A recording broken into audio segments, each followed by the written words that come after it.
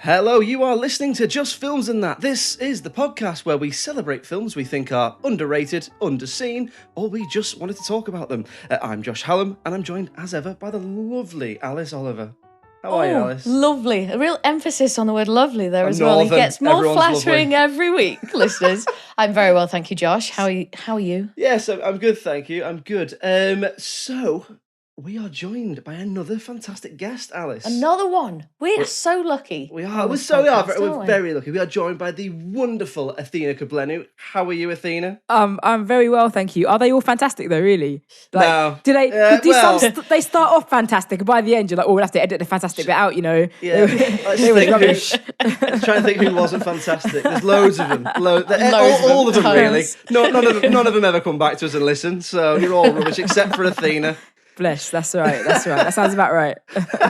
But no, we are of course very excited to have you on. We always like to throw in guest episodes. We usually do about one a month, don't we, Alice? And it's one of the real joys, I think, of this podcast is chatting to people about films, because everyone always responds with like, "Oh yeah, I've got something," and it never really gets old for me. That I that's one of the things I really enjoy about doing this. Everyone's got their film, the one that they think, why the hell does nobody like this, or why has nobody heard of this?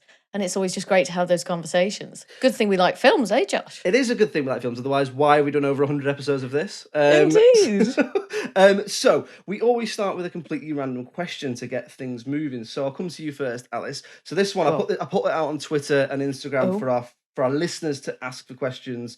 Got a lot. Despite the fact suggestion question. Yeah, Very nice. So despite the fact that I said not film related, I got about 5 film ones, so that was useful. Always happens. People are thick, you know. I'll put that out. Hang on. Athena says people are thick. There's no point denying it. Like, we're all a bit dense. Like, sometimes I think, my goodness. A lot of people are, do you really think The Godfather is the great? I can't. That's not a random question to start a podcast with. But this is from the Doc on Twitter, and he said, what are the 5 must-haves on a full English or Alice Welsh breakfast?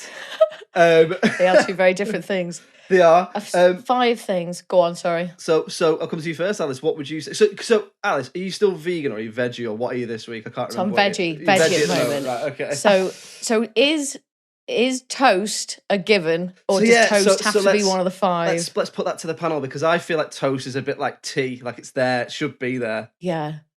But some people would say not. What would you say, Athena? I think if you're eating it, it's part of the breakfast. It doesn't count because it's not on the plate. No. It's if you're eating it, it's part of the breakfast. Yeah. Okay. Otherwise, how many sides are you gonna have? Like, that's crazy, man. Do chips count? Crazy. Yeah. Does halloumi count? No, you're right. Good. Keeping us on the straight and narrow. We're not going to get too crazy here. All right, salt doesn't count, right? Because that's like no condiments. Condiments and seasoning are additional. It's like Wetherspoons. When you go and you get your food, you can get all your condiments. Like, that's the best part, really. Yeah. Okay. All right, then. Unless you're in a big Wetherspoons and you sit down and go, oh, fuck's sake. Oh, you got to go to the. It's always by the toilets, about 3 miles away. I'll see you in 45 minutes, everybody. Always dead sticky as well. So, all right. So toast doesn't count. All right. So I'm going to ignore the toast then. I'm going to go toastless. So the 5 things would be hash browns, eggs, beans, spinach, and mushroom. I hate beans. As I've said before, can't stand baked beans. Ketchup and beans, which I know are big for a lot of people on a full English breakfast. I don't know why. You know, like, if you ever have a food where, like, if it touches your other food when it comes by mistake, you're like, I feel like I can't have this now. I don't really care about that. Like, I mash it all together. You know, I'm disgusting me a little bit. Yeah. Just a big milkshake, just all in one. Yeah, blend it all. So what was that then? Actually. So you said, I remember actually, Josh. Wasn't there a story about you were so desperate to not have beans brought to you on your plate in your restaurant? Thank you for bringing this up. That you said you were allergic. I did. So then the people in the restaurant had to be like, "Oh, we can't give you anything." I think it was in between one of the lockdowns when restaurants reopened and you could go in. It might not have been. Can I just ask a question? What restaurant were you in? Were you ordering beans? I've never gone to a restaurant. So we went for breakfast. It's the reverse. So we went to a Bill's for breakfast. Right, it's breakfast. Yeah, and I ordered a bacon, eggs, and a full English. And I said to them, I have a big thing where I feel like if you say, "but no beans, please," they just don't listen and go, He can just scrape them off. Fuck this guy. She said a bean could kill me. Yeah. All right? Yeah. Listen carefully. I could die. I can't have beans. I'm allergic to them. And the waitress went, I can't serve you then. Yeah. And I went, what? And she went, and it was something to do with, because my partner was working for a company at the time that did training courses for like restaurants and stuff. And she said, yeah, there's some new legislation where if you say you're allergic and they didn't know before you went or something like that they can't serve you. So cross-contamination, man. So I had to proper, with my tail between my legs, go, I'm not allergic to beans. I'm just really fussy. Funny. So funny. And she looked at me like, it's okay to be fussy. Oh, yeah, but not if you lie. Like, just tell the truth. But you know what? You owned up to it and you told the truth in the end. And she did serve me. She didn't kick me. I haven't been back. No, never go back to Bill's. But that is a good moral to the story. Anyway, I digressed a little bit just because of that funny story that I just had to share with everyone. Josh, what is yours? I've got a feeling this is going to be meat heavy. Yeah, and that sounds like such a stereotype of an English northern bloke. Well, bacon, obviously, with everything. Bacon, egg of some kind, poached or fried, happy with either. Sausage, black pudding, hash brown. Yeah, God. Because I can do it without the toast. If you do it properly, you don't need the toast, and it always goes cold. Or you eat it first, depending on what you think. What about you, Athena? So I feel like the person who asked that question knows me because I'm on record as saying the English breakfast is just nonsensical. It's just, it's literally just pig. Yeah, it is. I mean, like, why are we eating this at breakfast? Like, have you ever just stopped to look at a plate of English breakfast food and just look at it? Like, why are we eating this? The variations of pig on it's just that's what makes me laugh the most. So I am on record on saying and on having this opinion, but I still have to have cooked food in the morning because that is the law. I believe. So I am a vegan, sadly, full of regret, but yet I persist. But moral. Yeah. So I put a little bit of just my on my thing. First thing, fried plantain. Essential. Yeah, that sounds okay, amazing. essential. Now, I used to have scrambled egg, and I would ordinarily say it should be scrambled egg because any other egg is too greasy and sloppy. However, you can scramble tofu, just put a bit of soy sauce, salt, and turmeric to turn it yellow, and it's not bad, guys, actually. So don't knock it till you tried it. So I would replace it with scrambled tofu. I'm with you with the spinach. So what I do is I steam my spinach and mushrooms together because it's just like, and then when you steam the mushrooms, obviously there's loads of water, so you just literally put them in a steamer and just let the water drain down. You do like the spinach and the water drains down. It's not so like mushy. So I've got spinach, mushrooms, tofu, fried plantain, and of course 2 triangle cut. Must be triangle. Don't give me cooked breakfast with square toast like none of this square peasant. No, I want triangle cut brown bread, and I don't have time for people. It's very important that white bread for me sort of tastes quite chemically.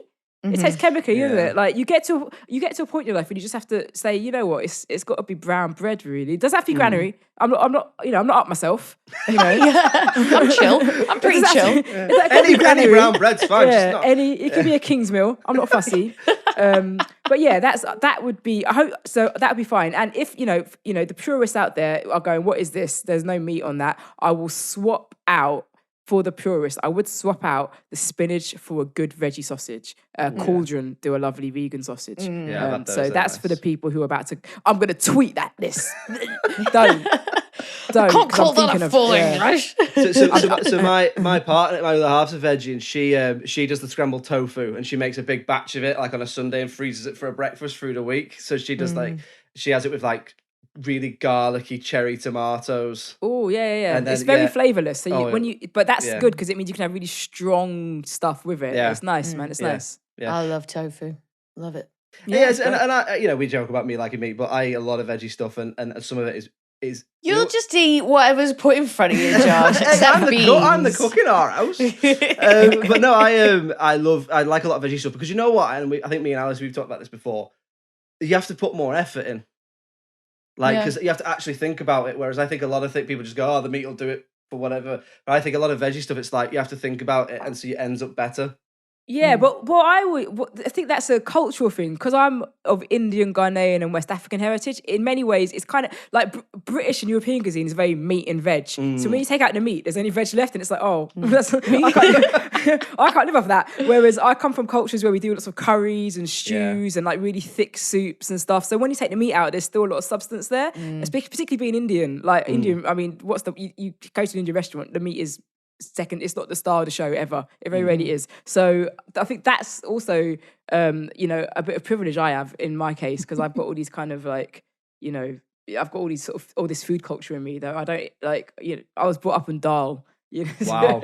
I was having dal for dinner when I was as a 3-year-old. So it's a little easier for me. So I'm very sympathetic actually to people who turn to vegetarian and veganism, but they don't come from necessarily like a culture that meat is the star. Do you know what I mean? It's the Britain's Got Talent, and the winner is a pork chop. Like that's European cuisine in a nutshell. It's a very meat based culture, so it's hard to get out of it. But once you like you said, once you force yourself to like relearn food, it's actually all right. It's all right, man. Come join us. Do you go like hot spicy? Yeah, I do have quite hot food, and my daughter is constantly going, "It's too spicy! It's too spicy!" I'm like, "Oh yeah, of course it is." Yeah, I didn't cook with your toddler. You can't eat this. This is not for your taste buds. I'm so sorry. My food is quite hot. Yeah, my partner does spend a lot of time sweating. We've got a flannel. But yeah, that is a gift and a curse, I think, of my upbringing. Okay, so we'll move on then to talking about this week's film, which is Clockwise from 1986. Spoiler warning if you've not seen a film from 1986. If you haven't seen it before, as I hadn't seen it before, then basically a little rundown of the plot. So John Cleese plays a very uptight headmaster of a school. He's turned the school around. He's done a really good job of being headmaster of the school, so much so he's been asked to be the head of the headmasters union, which is, I think he would, in the plot of the film, he would be the first person from a state-run school to do that role, and he's on his way to Norwich to chair this meeting with all these other uppity posh school headmasters, and essentially everything goes wrong for him. It turns into a big farce and a road trip and all that at the same time. And that's what it's about, really. I don't think we need to go into it any further. Now, Athena, obviously you came on to pick this. Why did you pick it, other than the fact that we asked you to come on and pick a film? I thought I was trying to think of a film that I like that no one else likes, but and I was going to do Matrix Revolutions because I think everyone told me it was a terrible film. Don't watch it. Then I saw it on Sky and I thought, well, it's not. I mean, it's flawed, but it's better than the last one, which was dog shit. The fourth one that came out at Christmas. Yeah. But then I thought even more, and I thought, there's just one film that I see on TV, like literally it's one of those Channel 3 movies that is on telly, and it's this film, and I don't think I've ever actually said out loud that I think this film was hilarious. Like, even though I know when I see it on the listings, I'm like, oh, I got to catch this, whatever part of the movie is on whilst it's on. I always think, it's one, if it's on and I got the time, I will sit myself down in front of it. And I've never out loud said I think Clockwise is really funny. And I didn't know if people had heard of it. I didn't know if it was a famous film. I knew nothing about this film other than the fact that it's on at Christmas, normally on ITV2, probably now on ITV4. And it's got that sort of vibe. I think it's one of those films that on the surface, because things have changed so much in terms of our, I guess what we can call our political dialogue, and particularly John Cleese, he's not the man we used to know, is he? He's not the man we used to know and love. So people might have either decided to stop thinking about this film, or maybe wouldn't visit it because they'll be like, it looks ghastly. But it's if you just saw a screenshot of it, you'd think, oh my god, what is this? Confessions of a window cleaner style movie. It's like that. But it's really funny. So I kind of wanted to talk about it because I don't think you can deny. I always say when it comes to comedy is comedy. It's undeniable if it's good, and I will stand up for this film and say it's actually undeniable. It's very, very funny. I don't know what you thought of it, but it makes me laugh so much. Yes, so I'll throw my cards down on the table early. First things first, I'd never even heard of this film, and I did really enjoy it because I'm quite a big Monty Python fan. So that was the first. So watching Monty Python was the first time I remember really getting into comedy and loving comedy, and then from there, you get into other things and more diverse things and all that sort of stuff. But so obviously I do like John Cleese, and they all went off and did their own thing afterwards. But I'd never heard of this, which is funny because it's just before A Fish Called Wanda was made, which I know he wrote. But what about you, Alice? Had you seen this before? Had you heard of it? No, hadn't seen it, hadn't heard of it. Is that the first time this has happened? What, for both of us? Yeah. You know what? I just feel old. It's not because I've got an elite film knowledge. I'm just an old woman. This is some old woman film from the 80s. Maybe the Beast, maybe, Josh. Oh yeah, we had a list of suggestions, didn't we, for a film that made like £1 at the box office and we'd never heard of it. So did you pick this one because you think it's underrated or underseen, or a bit of both? I don't know. Because I've never spoken, I genuinely have never said out loud that I think this one's hilarious. I don't know if people have heard of it because I've never said, have you seen Clockwise? And had people say, yes, I have, no, I haven't. And I don't know if it's underrated because I've only ever seen it on telly. So I don't.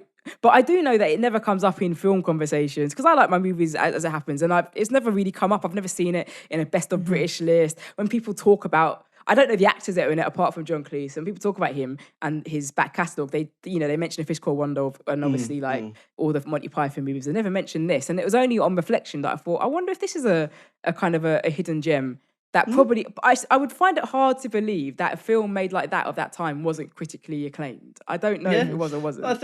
Interesting. I think that's interesting at the point you raised there, because essentially I think what you're saying is it could be both. It could be underseen and underrated. Based on that. So yeah, I mean, I can't believe there was a John Cleese film I hadn't heard of. Not that I'm not like a number one John Cleese fan, but I do really like Monty Python. So you've never seen it before, Alice. So let's get stuck into it, Alice. What did you think? What did you like about it? So, I mean, I thought it was pretty funny, to be honest. I felt like the gags throughout and the whole farce elements, I thought they were really well put together. I thought that the story unfolded really well. Like, for me, because at the beginning, you're not 100% sure where it's going to go, right? So I didn't know anything about, is it going to be, is it like a social drama? Is it about helping these kids? Is it about privilege? Like, what is this about?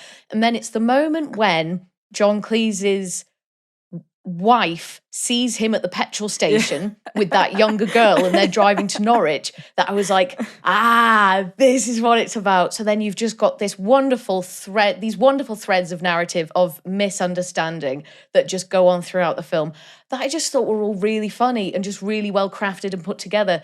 It's similar for me. A few of the British films that we've done, when I think about things like Submarine or Happy Go Lucky, it's a really, really simple concept, but executed in a really brilliant way. And I felt the same with this. I thought the score was brilliant as well. Now, I've been slagging off a lot of the scores of the films we've been doing recently. They're either they're too emotive or they're too sort of guiding and they just do my head in. But this one, it really joined up the scenes together quite nicely. And there were quite sort of familiar and constant motifs, but it would change depending on the situation. And it felt like just a lot of work had gone into the score. Like, you could imagine like them really kind of sitting down and composing and getting like a proper orchestra and just sort of do it all. It wasn't your bog standard 80s comedy score. You got like the... No, it wasn't. Like that sort of like Benny Hill kind of. This is a comedy, it's a comedy. It's funny you mentioned that because I'd never considered that. Do you like Curb Your Enthusiasm? Yeah. So what's really good is like at the end of every episode you get that do do do do do do do, and it's always so appropriate for it. Just captures that you're a dickhead, Larry. Do do do do do do, and it's very much a little flavour of what that film is like. It just captures the energy of this really chaotic man who's fundamentally an idiot, and all this stuff is happening, and it's none of its fault. None of it is his fault, by the way. But at the same time, it is his fault because he's an idiot, and it's just really lovely. It was a real, as well, who's who of like kind of old, forgotten British actors. So like you had the dad from the Queen's Nose in there. No. I don't know if that means anything. Right. Yeah, that was the 50p pence and you rub the Queen's nose. Yeah, so he was the one that the student was having the affair with, the music teacher. So I see him and I was like, I know this guy. Recognised him from somewhere. I have to dig deep into my brain to find out who this guy is. And I was like, is that the dad from Queen's Nose? It's like, don't know how I got that. Jim from EastEnders is in it. Yeah, Jim Brannan from EastEnders. Laura's mum, who I thought was brilliant in this and so funny. She was someone, but I can't remember who. And then the woman who plays the woman on the bench in Afterlife is also in Penelope it. Wilton. Yeah. Yes. Yeah, she is in it. She's very, very young in it. Yeah. But, so like every 10 minutes, I was like, I know that person. I know that person. I know that person. Yeah. I still think of her as Sean's mum. I only think of Penelope Wilton as Sean's mum from Shaun of the Dead. Oh yeah, definitely. Well, that's what Ollie said first of all, and I was like, nah, she's from something else as well, man. I'm telling you. Alison Steadman in there as well. Gavin's mum from Gavin and Stacey, who's also in Shirley Valentine, is in this. She's very young, but yeah, she's in it. Of course, and she was brilliant as well. I actually thought it was quite a nice sort of a low key British ensemble. Yeah, and a lot of women. A lot of them playing very stereotypical roles. The wife having it off with someone, or mistress, old ladies with naughty students. Three old ladies. Very of it. Like I said, it's very of its time. Please don't watch this if you want to cancel shit. Like it's a movie made by a bunch of British people in 1986. Okay, it's not gonna. I think it fails the Bechdel test all day long.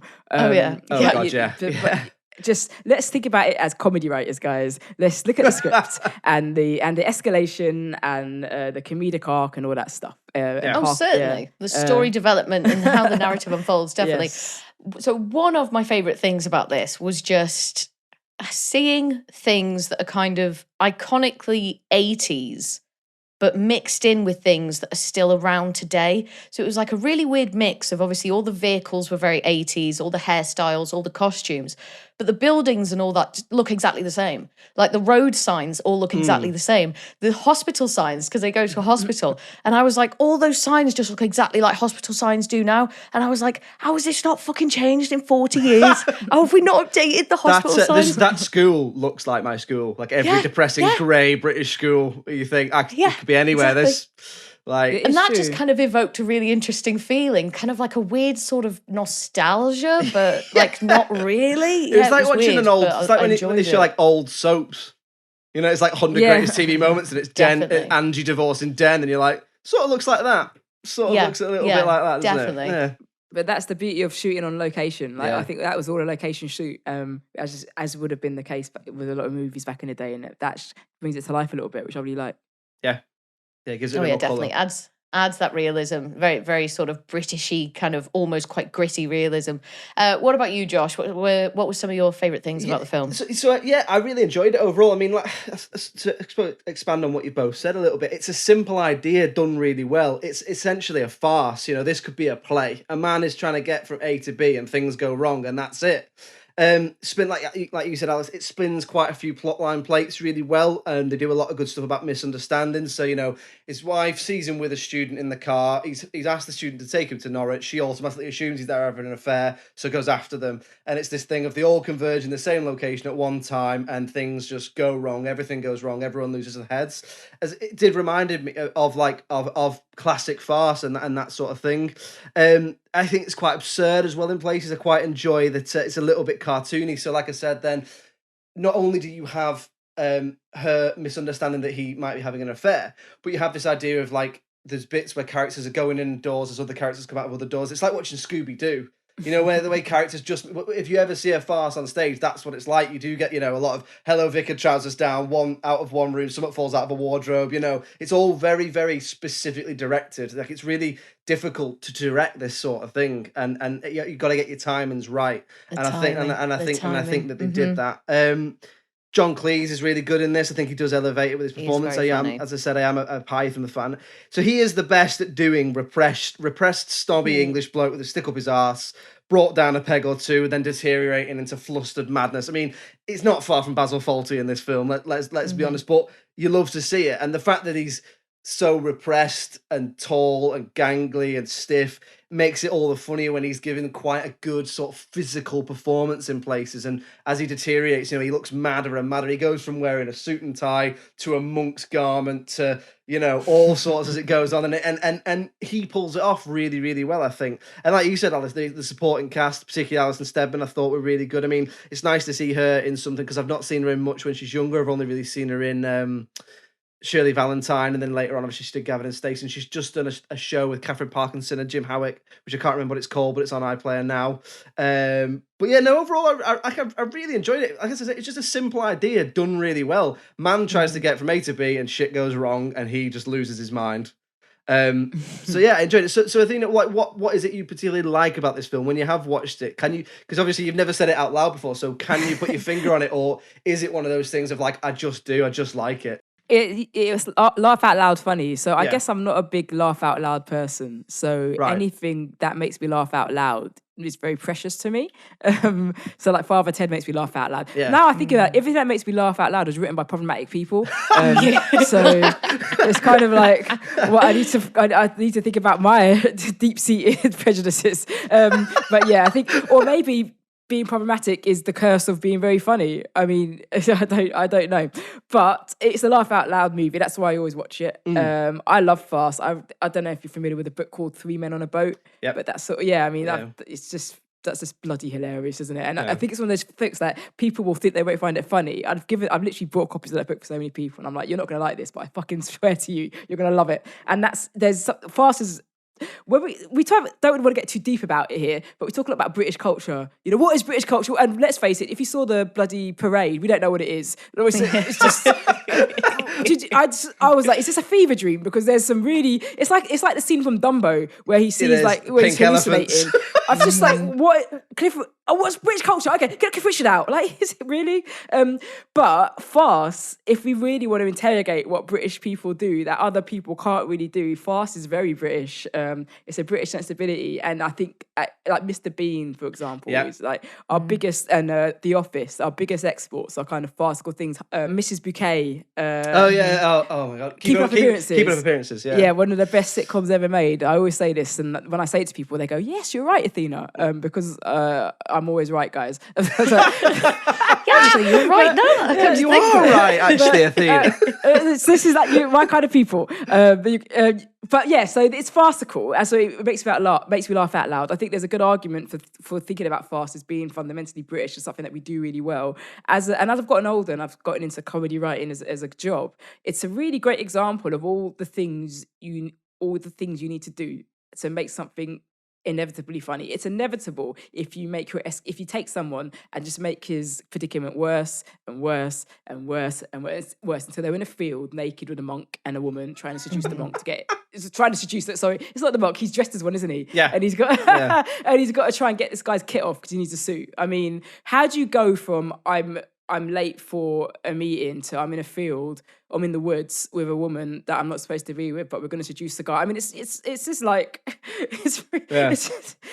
that's assault, guys. It's unraveling, isn't it? Yeah, that's assault. If you're trying to get someone's clothes by seducing them, and then he gets his clothes and all that stuff. So it's that unraveling is lovely. It's what I aim for as a writer, I think, and I'm nowhere near writing a film as elaborate in its escalation as Clockwise. We could remake it. We could do it. You can't remake it. It's of its time, but it's certainly in spirit. The idea of thinking about it deeper, it works really well because this character, even though he is the Fawlty Towers character, is fundamentally a man who's trying to escape his childhood. Because we learn in his childhood he was this really scatty guy, and he's become this head teacher who's really defensive about working in a comprehensive school. And the only way he can deal with his guilt of being a scatty child who has ended up in a comprehensive school is by being a bossy Time Lord. Like, he's obsessed with keep being on time, so that runs through the whole thing. I have to be on time. I've got 9:20. Yes, like over and over in the beginning, isn't it? And it's a wonderful study, I think, into the repressed Britishness, even if it realises it is or not. It's a wonderful study into these assholes who just make our lives miserable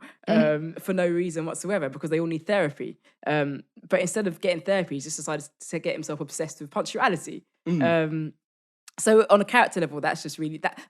Obviously, as a kid, I just found it funny. You know, when you're a child, you think it's really funny that I just used to think it was so funny that his wife thinks he's having an affair with this woman. It used to make me cry with laughter.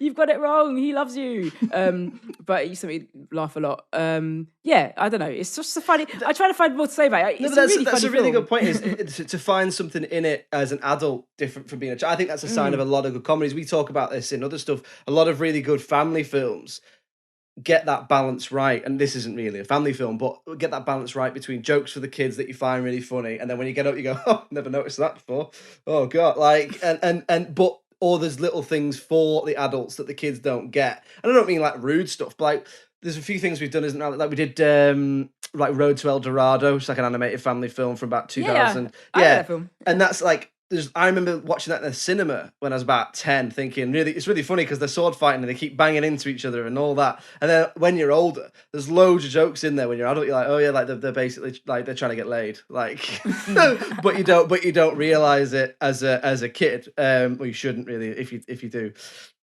Call someone. Yeah, so I think that's a really good point, and that's always the mark of a good comedy if it's aged well because it's laid in that way. So I think that's because I didn't see it as a kid, I couldn't comment on that, but I do think it's obviously clear that it's stood the test of time in your mind, which is good. Yeah, that scene that you spoke about where they're going in and out the doors and it's all like really well timed. Yeah, that used to make me. I used to cry. I used to roll around. And obviously now, as a child, that's really funny. And as an adult, I'm like, oh, that's really skilled.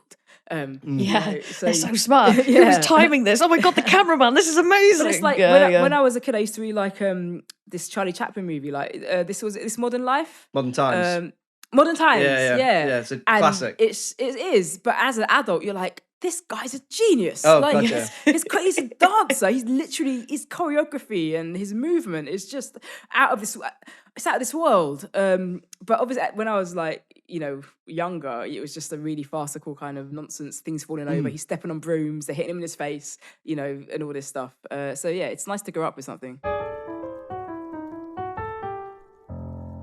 Okay, then. So we'll move on then to talking about things that we didn't like or that we would perhaps change about the film. Now, I don't get the impression this is going to be a massive, long segment, Alice, but was there anything for you? Anything you would change?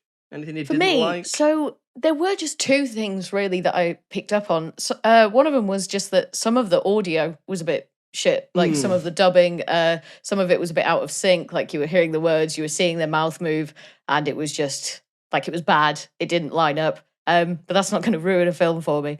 The other thing was that about maybe 2/3 of the way through, some of the pacing, I feel like, fell a little bit flat for me. I reckon it could have been maybe 10 minutes shorter, maybe 10 or 15 minutes shorter. So the part really was after they'd driven into the field. And so you've got the whole sequence where obviously he gets really muddy and then he turns up at the monastery and then he gets changed. And from that sequence until he makes it to the place in Norwich, to the Headmasters Guild or whatever it might be, that just felt really long. And I feel like you could have knocked a few minutes off that and it would have had still the same impact.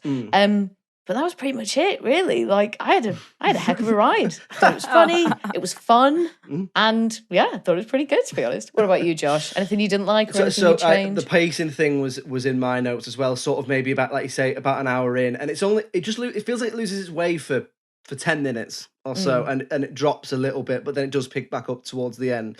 Other than that, there's 2 points I've got. The first one, it's really fucking depressing to see how cheap fuel was when they're at the petrol station. Oh, I missed and that. Like, how much was it? It's something, and it's like 40p or something. Oh, and you're like, oh good god, old days, eh? Christ. But even when you see stuff from 10 years ago and they go past a petrol station, you're like, oh god. And I know wages are different and all that, but it's still depressing. Not much. 4 weeks ago, mate. 4 weeks ago, I was paying £1.20 for my petrol. Don't talk about 1986. In April, my petrol was £1.40. Yeah. If that. So yeah, times are tough. Times are changing. Times are changing. One of the only things I remember enjoying about COVID was because I still had to work. I could fill my car up for 30 quid, and I was like, "This is great." And I'm thinking it's not great, but it was just beneficial to me. This is going to last forever. Yeah. And the other thing was, I was trying to wrap my brains of like, is there anything I would change about it? I suppose from my own point of view, I'd like to have seen maybe a little bit more exposition about why he was so organised. So you get a bit of discussion about, he was scatterbrained and unorganised when he was a kid. But perhaps maybe we could, I'm not saying as far as a flashback, but something happened. I was so organised to this point that this happened. So then from there on, I thought, I'm going to be organised. Unless I missed it, I think, unless I missed something. Oh, I always assumed it was because he was a messy kid. Yeah. And he was, and then I added the fact that he was a bit chip on his shoulder about being ahead of a comprehensive. But actually, you're absolutely right. A bit of an origin story of it for him would have been really fun to explore. I think the opportunity there as well would have been when he's trying to use that phone box, and obviously his ex-girlfriend comes out and starts talking to him, and when she joins the narrative, because she knew him when he was young, right? Yeah. When he was a kid, or at least very, very young. I think they're meant to have dated when they're quite like teenagers or something. Yeah, so maybe that could have been the opportunity then, because you're bringing in this character that knew him all those years ago. Maybe she could have said like, oh, do you remember when your dad beat the shit out of you because you were so messy or something? Do you know what I mean? And it's part of that trauma that he's dealing with is by do you know what I mean? Maybe not saying that dark, but I think that would have been... That would have been the opportunity there, I reckon. Yeah. But something like that. But that was just from my own personal point of view. But you know me, Alice. I like a character story. Oh, it does. Don't you just? But no, overall, I think overall pretty positive stuff there. I'm pleased that it's not just me. Wouldn't it have been awful if I said there's this really funny film and you'd be like, Athena, that's the most racist shit we've seen in our life. What are you talking Can you pick about? Something else, yeah, like please? we can't. I was really nervous watching it again. I was like, is it that funny? Or just a really horrible... Is this going to be bad? Yeah, was it as funny? Was it as funny this time? Like you still laughing? It's still, yeah. I mean, now I'm jaded. You know, it's actually the first time I watched it since being a comedian. I've not seen it for years, and nothing's as funny once you start being a comedian. Do you know what I mean? Like, no. It's just it's like, is anything funny anymore? Or have you ruined it? Have you ruined comedy for yourself? I've absolutely ruined comedy for myself. If I find something funny, I just blink. I don't even laugh anymore. It's not that bad, but it's definitely... I see what they did there as opposed to that's funny. Oh yeah, I see that was a nice callback. Become a scholar more than an audience. But also, you're around so much comedy, you kind of become very conditioned to it, sadly. But it was still as funny. Like I said, the escalation, every 5 minutes something goes wrong. And that's a very big hit rate you don't really get that in comedies now. Now it's sort of gross out comedies. There isn't much writing in movie comedies now, as much as I'd like to see, like something like A Fish Called Wanda. You just wouldn't get a movie like that now. And so it's a lot more like dialogue or set piece driven now, isn't it? It's, and just like wacky characters.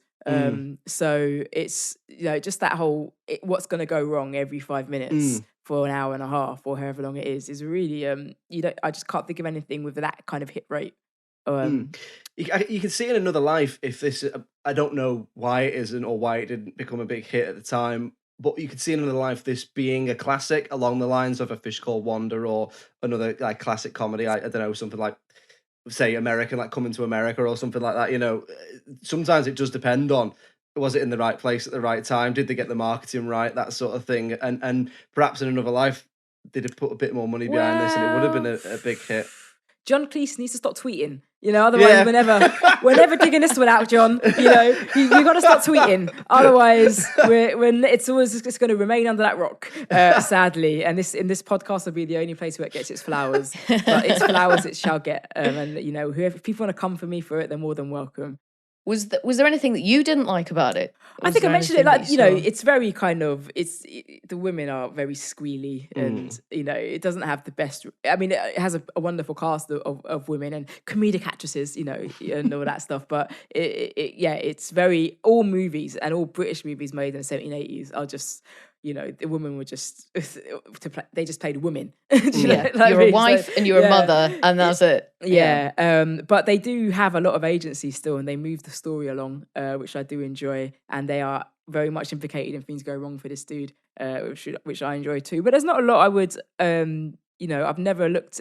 I mean, it's funny you say the origin story stuff because I'm like, I want to see this guy's parents. A prequel. I want to see the kind of oppression that he was. Yeah, right. I should write that. I want to see the kind of oppression that he was living under to turn into this kind of man. Could do a whole farce out of that. Definitely. So that's probably, I'm in agreement with all of your comments, but certainly the origin story one, that definitely. Okay then, so we'll move on then to having a little look at the critical reception before we ever decide whether it's underseen, underrated, where are we going to put it? I've got a bit of an inkling. So, how do you think it did, Alice? Critically, how do you think it did? What are we looking at, the scores? What are we looking at? Oh, interesting. So I'm trying to remember what Rat Race got, right? Because this reminds me a little bit of that. Not just because John Cleese is in it. I mean, it's probably that a little bit, but... So I'm trying to remember, like, if the critics liked it and the audience didn't, or if it was the other way around. I reckon the critics probably did like it, right? So okay. I reckon we're probably looking at a mid 6. Okay. So I'm going to say a 6.4 64%. And I reckon that's what it got. And that might be what I would give it. Right. Okay. Not bad. Athena, do you know? Have you looked at it, or do you No, want to I have a guess? haven't. I've no idea, but I'd guess. I think people would have liked it at the time. I think it would have hit the spot. Let's say 8. 8. Ooh, very generous. So, at the time of recording, IMDb gives it 6.6, so 66%. The audience on Rotten Tomatoes give it exactly the same, which we don't get very often, of 66%. But the critics give it 80%. Wow. So it was critically well received.